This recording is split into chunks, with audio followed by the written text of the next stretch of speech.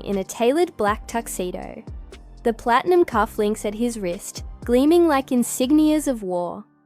CEO of Blackidge Enterprises, kingmaker in 3 sectors, and more importantly, a man no one dared cross. His hand rested on the small of Olivia's back with casual familiarity and deliberate possession. Is that Thomas Richards? It can't be. That's his wife.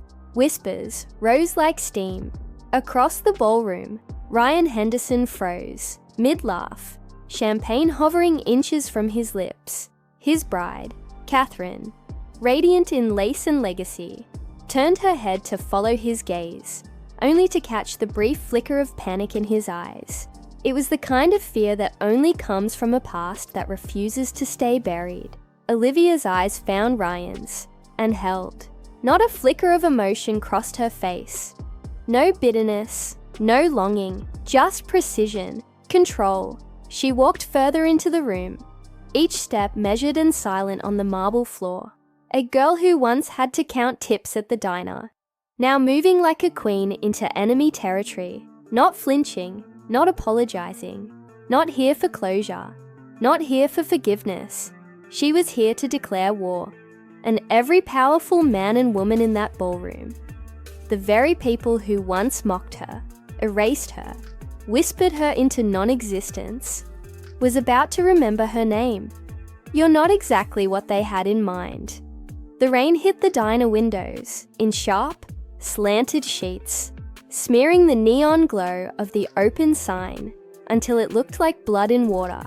Olivia wiped her hands on her apron, her fingers aching from hours of rushing coffee refills and balancing plates for customers who never looked her in the eye. But tonight wasn't like every other. Tonight, her heart beat with nervous hope. In her backpack, folded neatly between her econ textbook and a half-eaten protein bar, was a letter, a glossy gold-stamped letter, offering her a once-in-a-lifetime internship with Holston Global. They'd selected her from hundreds of applicants. She was 22, a junior from a state school, working 3 jobs, and someone finally saw her. She'd even made it to his parents' house early, hoping to surprise him. Ryan Henderson opened the door with that half smile that used to melt her knees. Except this time, it didn't reach his eyes. "Hey," she said, holding up the dripping envelope. "Guess who's moving to New York for the summer?" He didn't reach for it, didn't kiss her cheek. Instead, he stepped aside. "We need to talk." She knew that tone. Everyone does. The flat, rehearsed cadence of something cold being unwrapped slowly.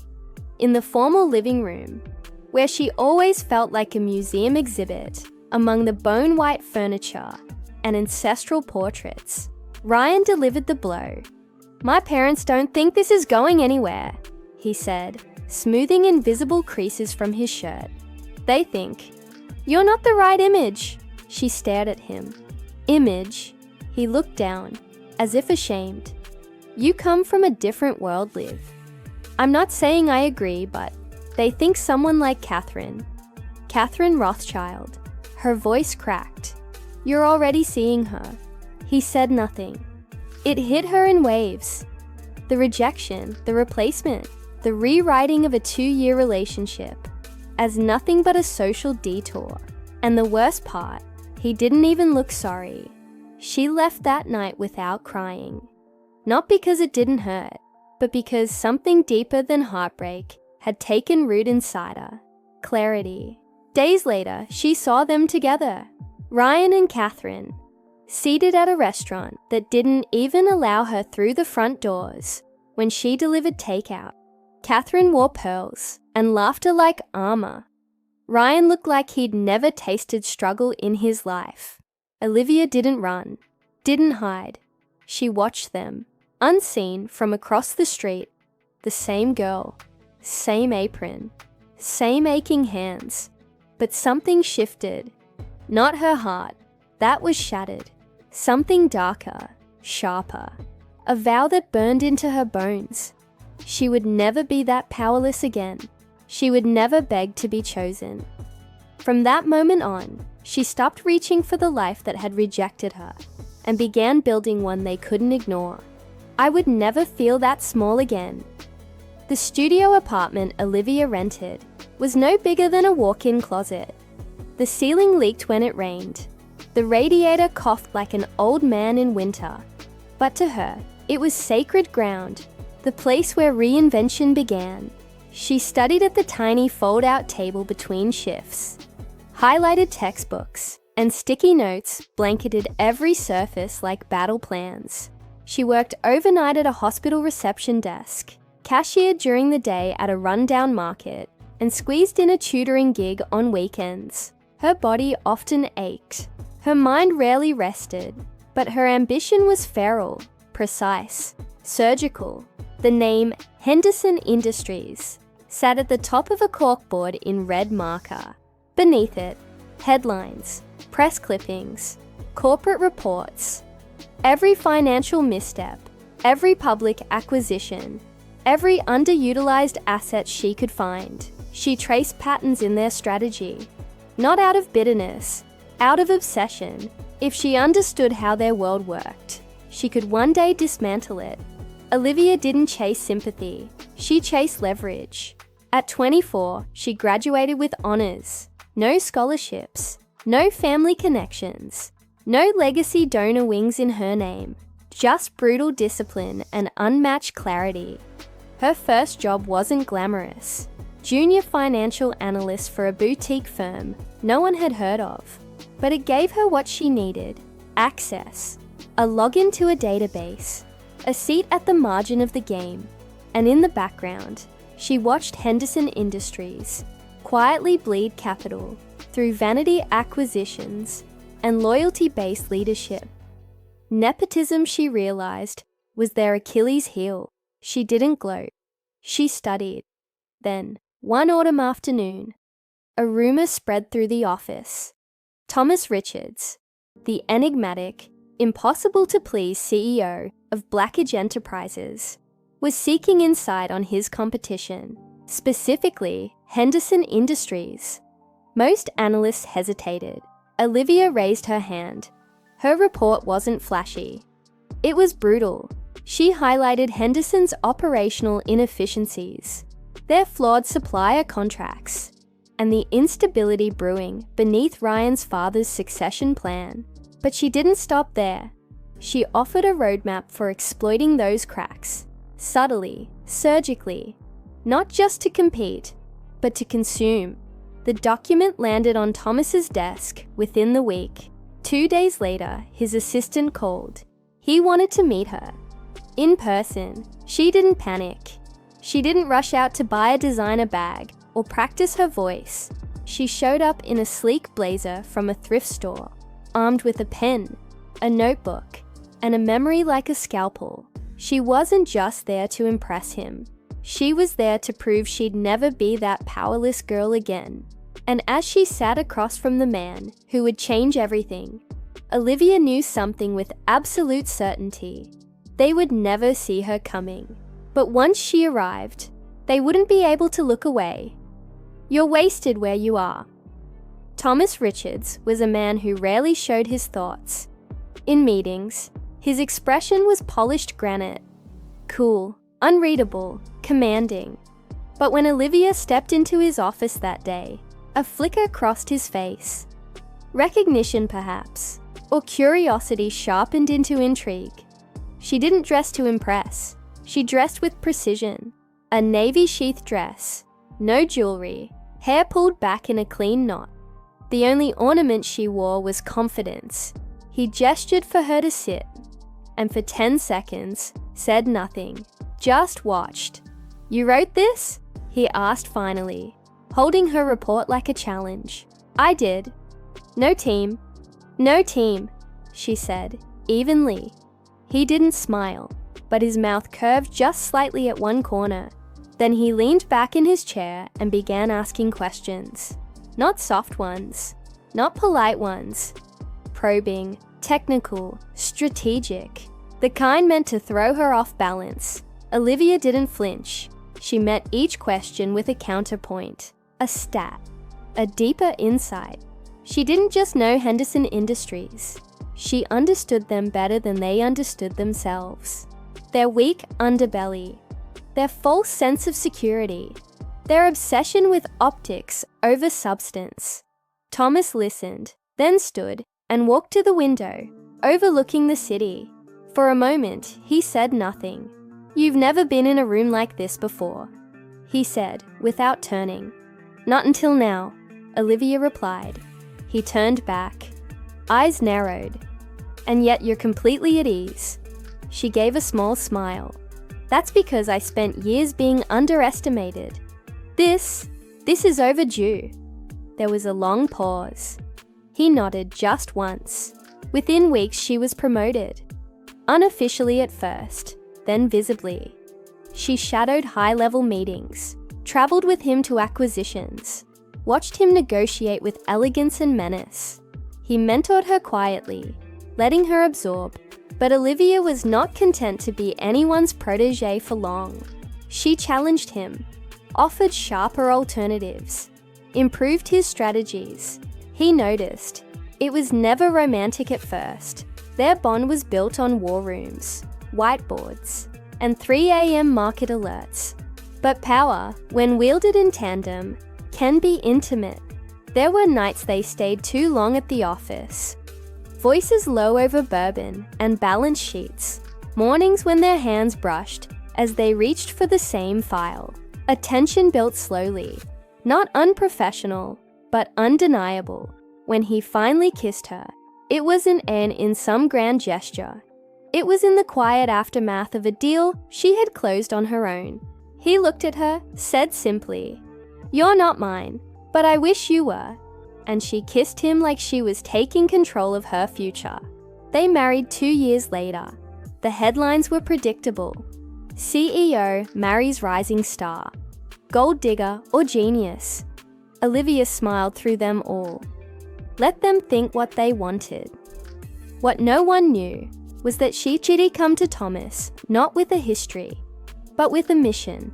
She never spoke Ryan's name, never mentioned the humiliation, but the file, her original dossier on Henderson Industries, sat in a password-protected folder on her personal drive. Untouched, but not forgotten.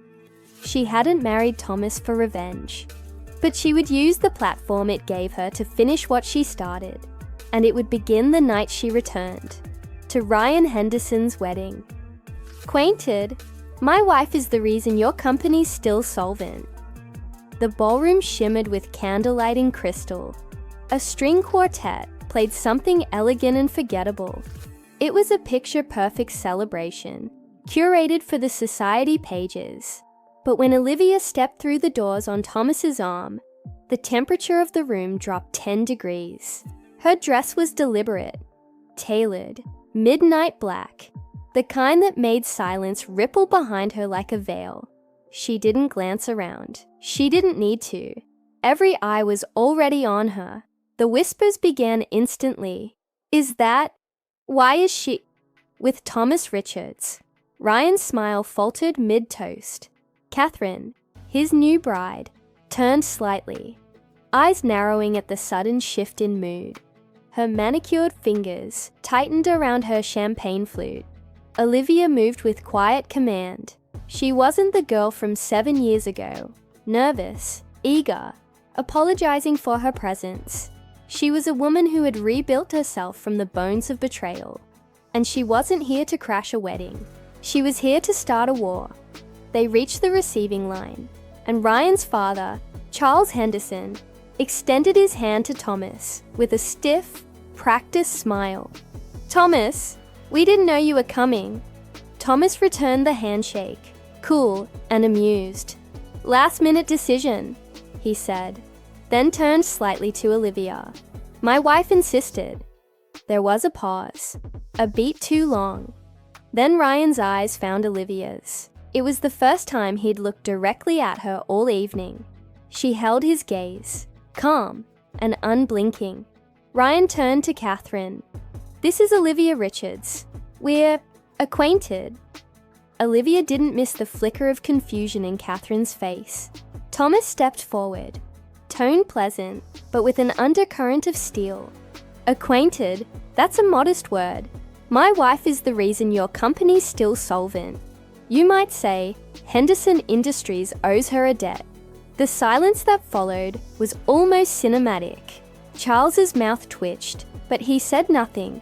Catherine tilted her head slightly, confused but intrigued. Olivia finally spoke, her voice smooth as velvet. We were just admiring the floral arrangements. Gardenias. Wasn't it, Ryan? You once told me they reminded you of summer at your family's estate. Ryan blinked. I don't remember saying that. Oh, Olivia said, smiling faintly. Funny, I remember everything. Catherine's brow furrowed. How long have you known each other? Olivia didn't answer immediately. She simply reached out, plucked a white bloom from the centerpiece beside her, and handed it to Catherine. Long enough, she said. But that's a story for later. As they walked deeper into the ballroom, conversations restarted. But they were different now. Quieter, sharper. The social elite had smelled blood, and the air was tinged with anticipation. Ryan stood frozen, watching Olivia move through the crowd like a knife wrapped in silk. His wife's hand slipped from his arm. His father muttered something to a board member and disappeared behind a column with his phone. And Olivia, beautiful, composed, unstoppable, hadn't even made her move yet. She sipped champagne, exchanged pleasantries, and waited. The game had officially begun, and the first piece had been moved by the bride herself. Actually, we dated for 2 years. It happened near the dessert station. Fitting, Olivia would later think, given how sweet the moment tasted. She'd been standing with Catherine and a half circle of impeccably dressed women, wives of hedge fund managers, daughters of old oil money, a pair of fashion editors who spoke in clipped European syllables. They weren't Olivia's people. But tonight, she didn't need to belong. She only needed to be heard. The conversation was light and meaningless. Honeymoons, florists, how Catherine's gown had been custom made in Milan. Olivia let it all swirl around her like mist, sipping champagne and waiting for the right moment to strike. Then Catherine asked the question, "So how did you and Thomas meet?" The others turned, interested. Even the sommelier, pouring something rare and golden into a crystal glass, paused. Olivia smiled politely, letting the silence stretch just long enough to make someone fidget. Then she spoke, softly, as if it were an afterthought. "Oh, that's a long story, but actually..." She turned to Catherine, her voice low and smooth. "Ryan and I dated for 2 years before he met you." The words landed like a dropped violin. One of the fashion editors blinked. The hedge fund wife inhaled sharply. Even Catherine tilted back a little, as if the air had shifted.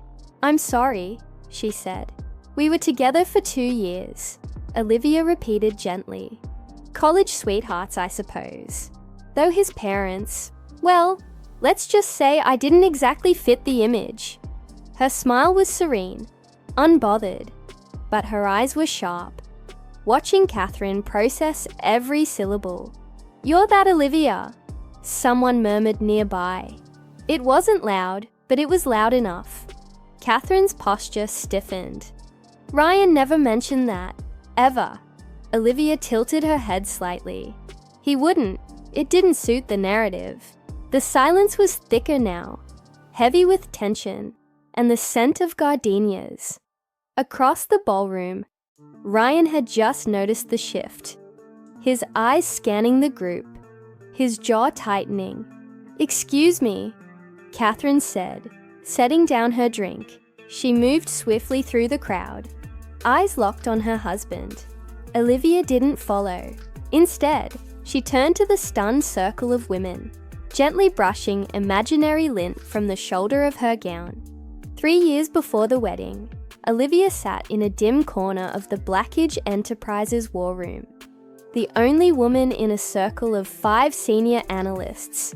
all older, all white, all underestimating her. The projection screen glowed with supply chain diagrams and redline projections. Olivia's hands were steady on the clicker, her tone precise as she presented the quiet collapse of Henderson Industries' West Coast distribution line. One acquisition, she argued, could cripple their delivery capacity. Two would send them scrambling. She'd uncovered it after months of combing quarterly filings, scanning logistics reports at 2 a.m., cross-referencing labor strikes with shipment delays. She hadn't told Thomas until she was sure. By then, it was a strategy, not a theory. When she finished, the room went silent. Then Thomas leaned back in his chair and simply said, "Buy them." It was the first time he looked at her, like something more than an ambitious hire. What no one in that room knew, not even Thomas, was just how personal this was. She had tracked Henderson Industries since the day Ryan's mother looked her dead in the eyes and said, "Our son deserves someone who fits." Olivia had walked out of that country club in thrift store heels and made herself a promise. One day, she wouldn't need to fit into their world. She'd own the ground it stood on. And now she did. Thomas once told her that empires weren't built in boardrooms. They were built in shadows, in whispers, in carefully orchestrated collapses. So that's where Olivia worked best. In the background, letting others underestimate her, letting the headlines call her the CEO's elegant young wife, letting the world see a polished diamond without ever asking about the pressure that shaped her. She wasn't offended by the label, trophy. Fine. Trophies were what people put on display to distract from the battle they lost. Behind closed doors, Thomas trusted her with everything. She negotiated their foreign expansion deal. She corrected their legal team's blind spots. She drafted the language that made a hostile merger look like a friendly handoff. But tonight, at the wedding, she didn't need to be behind the curtain anymore. Now, her silence had done its job. The room had felt her. The board had noticed her. Catherine was unraveling. Ryan was spinning. Charles Henderson had gone pale the moment he learned she was Blackage's new director of acquisitions, and none of them had the faintest idea how many moves ahead she truly was. Let them whisper. Let them wonder. Olivia Richards had spent years preparing for this stage, and now in a backless Dior gown and diamond cufflinks engraved with her initials, she was taking center spotlight. Because behind every empire was a woman who refused to stay invisible. And tonight, she was the storm in their skyline. You used our son's wedding to angle for a merger. The Henderson Estates East Parlor was meant for quiet conversation, polished mahogany, imported decanters, fresh orchids in Waterford crystal. But tonight, it smelled of expensive panic and scotch, sharp enough to cut. Charles Henderson's voice dropped like thunder, shaking the hush that had briefly settled after dinner. He stood nose to nose with his son, cheeks flushed with rage, hands trembling around a whiskey glass. Behind the closed double doors, their family moment seethed. "You brought her here," Charles hissed, jabbing a finger toward the ballroom where the music now rang hollow. "The woman we paid to disappear. You brought her to your wedding, to humiliate us." Ryan looked cornered. His tie loosened, sweat blooming under the collar of his custom Tom Ford tux. "I didn't know she was..." "Don't lie to me," Charles snapped, his voice cracking. "You think this is just some dramatic walk-in? This was coordinated, choreographed. Olivia Richards doesn't show up by accident. Especially not on the arm of Thomas Goddamn Richards." A beat passed. Ryan dropped his gaze. That was enough. Charles exhaled like a man who just realized the fire was already past the walls. Meanwhile, across the room, Catherine sat frozen in a designer haze of white lace and disbelief. her perfectly curled hair now fraying under the weight of humiliation. The guests were whispering. The board was texting. Her bridesmaids had excused themselves one by one, and the chairwoman of Henderson's European division had walked out just before the cake. "You said she was nothing," Catherine whispered, staring at her husband. "You said she was a phase, and now she yes at my wedding, announcing your secrets, and preparing to gut our company with a smile on her face." Ryan stepped toward her, hands outstretched like a man pleading with a fire not to burn. "Catherine, she's doing this to get to me. This isn't about you. She is me," Catherine said coldly. "Or at least, what you thought you were trading up for. But I see it now. You didn't marry me. You replaced her." He tried to respond, but the words stuck. There was nothing left to salvage. In the ballroom beyond the doors, the PR team was already working damage control, but it was too late. Photos had been taken. Lips had been read. Investors were nervous. Rumors of acquisition talks, now backed by Olivia's very presence, had ignited across media channels in less than an hour. What began as a carefully curated celebration was crumbling into a public spectacle. Ryan had underestimated her. They all had. And as Charles gripped the edge of the liquor cart to steady himself, he knew this wasn't a scandal. This was a siege. Olivia hadn't just returned. She had breached the gates in heels and silk, and vengeance so polished, it gleamed like charm. And the worst part, she wasn't even finished yet. Henderson Industries will fold within 18 months. The glass-walled conference room at Blackidge Enterprises gleamed under the muted glow of recessed lighting, the city skyline sprawling beyond like a silent witness. Olivia sat at the head of the long, polished table, a sheaf of meticulously prepared reports and charts spread before her. Thomas Richards, ever the composed titan of industry, watched her with a mixture of admiration and curiosity. She tapped a graph tracing Henderson Industries' declining market share, her voice calm, but charged with unyielding resolve. Their logistics network is strained. 3 suppliers recently acquired by Blackidge alone supply over 40% of their production materials.